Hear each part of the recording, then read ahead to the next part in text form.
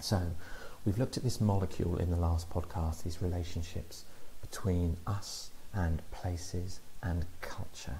In order to understand a little bit more about these relations that come to define the human condition, we need to know a little bit about what the aspect of culture is, and that's what we're going to be looking at in this pod. Okay, so maybe something that you can do before we rattle on through this pod is for you to actually just reflect a moment and think, what is culture to you? When the word is mentioned, what do you think of? Perhaps write down some ideas about what you think culture might be and where you might find culture. What are our taken for granted cultural assumptions about the notion of culture? What do you think it is, and where might you find it?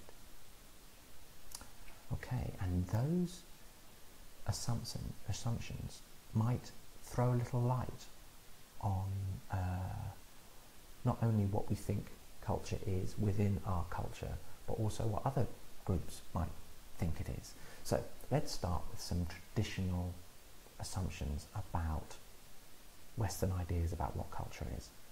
Culture is often understood in 2 or 3 key ways within our culture. Often it's thought of as high culture, and that's often defined by the best that has been thought and said. These are the ideas that it would be on Radio 4 or Radio 3. We'd find culture in museums, we'd find culture historically, and it would be preserved, it would be valued, it would be conserved as something that stands the test of time. It's Beethoven's symphony, it's Charles Dickens' novels, it's Charlotte Bronte, it's fantastic artworks, it's things that would be found in museums. And you play with this idea at this big billboard that was at the end of Catay's Terrace for the London 2012 Olympics. It says supporting UK culture for London 2012, and you can see inside is more or less, you can see it's inside of a museum with kind of sculptures and artworks. But actually, the fact that this is also got a hurdler jumping over one of those things immediately suggests that we need to break down this assumption about this is the only form of culture that's important. Actually, culture is far more broader than that. So high culture is one way of thinking about culture, but there's many other aspects of culture too. So to summarise this side, culture can be popularly understood as an artefact, as a thing that could be in a museum, or even a practice as suggested by the hurdler. It could be something that is made, something material, or something that someone does, a tradition, a habit, a ritual from a particular cultural group. We often think of culture as high culture, but we often also think of it as something that happens somewhere else, something that happens in a museum, or something that happens in ceremonies or rituals, or something that happens overseas. We often thought of this, if anyone's ever read National Geographic, that's often kind of a cliche of what people understand culture to be. It's kind of Papua New Guinean tribes with weird scarifications on their body, or weird piercings, or, for crikey, they do things differently over there, don't they? That's culture, because if we went to the Gili Isles, we wouldn't be able to wear Western forms of dress. If you went to Uluwatu on Bali, then particular people aren't allowed in particular temples at certain times of the month, because they have different ways of doing things. So that's often another way, a traditional way of thinking about culture. And both these things are useful because they draw our attention to artifacts and practices, but they also here draw our attention to fashions, or how culture might be gendered, or how culture might also be spatial because people aren't allowed in particular places. All these notions of culture draw us back to that molecule that we were looking at in the first pod of this week. But they're also limited because we might also think of popular culture. Now, this popular culture might not be in museums or somewhere else. It would be geographically, maybe on the street.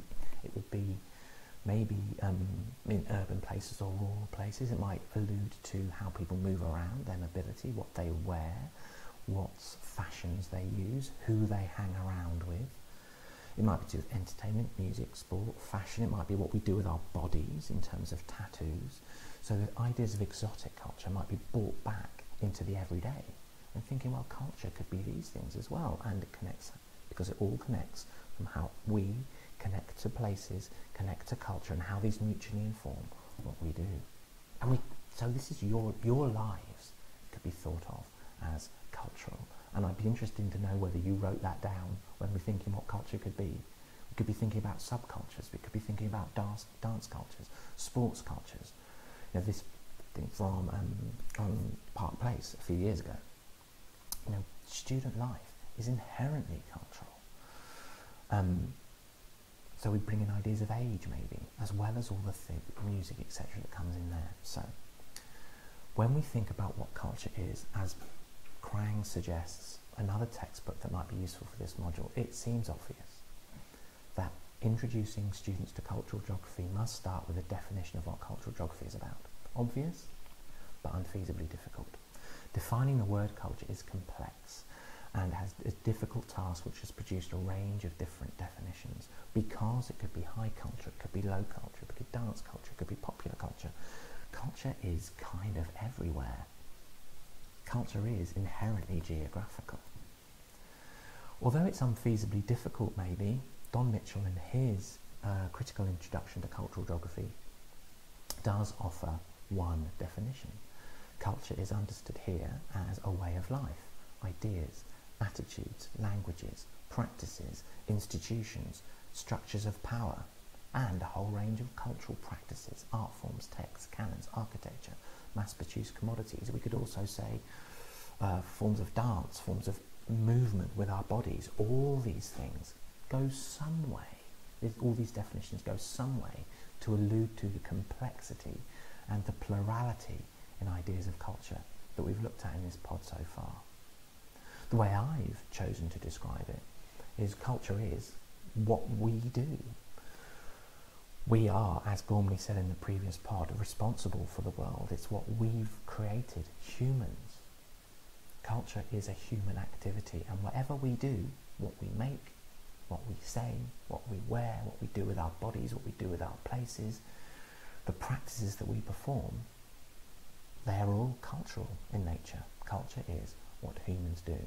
And to go back to that molecule, culture is influenced by places, and because we inhabit those places, it influences us, and it influences the culture, it influences places, it influences our identity in this assembly molecule, this assemblage molecule. And we'll talk about assemblages a little later in the module. So culture is what we do, and we are affected by it.